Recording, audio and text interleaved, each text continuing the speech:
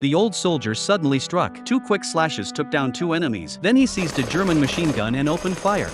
Hours later, the company commander gave the order to abandon the position and retreat into the village. The soldiers whispered among themselves. If the old soldier hadn't warned them, the whole company would have been wiped out. But the blue cap officer shouted at the old soldier, "Get lost already, you've done your part." The old soldier said nothing. He lifted the wounded blue cap onto his shoulders and began walking back with the aide. Then came a single gunshot. A German ambush sniper took the old soldier out. The aide dropped to his knees in terror and pulled out the surrender leaflet, begging the Germans for mercy. A German soldier picked up the rifle and handed it to the aide, ordering him to shoot the blue cap.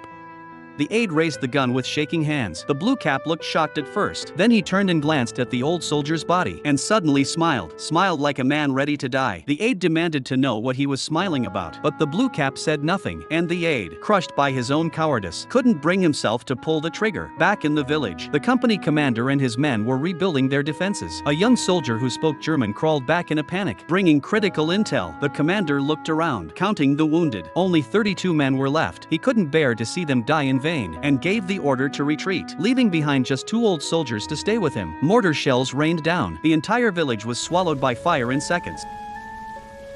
The 3 of them held the rear line, trading their lives so the main force could withdraw. But when they returned to headquarters, they weren't met with reinforcements. They were met with the regimental commander's cold accusation. He demanded to know why they had abandoned the position. The company commander fired back, "You want us to die for nothing. We're not afraid to die. We're afraid to die like fools." Inside the tent, the regimental commander finally told the truth. The main force was preparing for a counterattack, and they had been used as bait to make the Germans believe they were the main force. The commander's jaw tensed. There was a flicker of disappointment. But in the end, he still accepted the next order.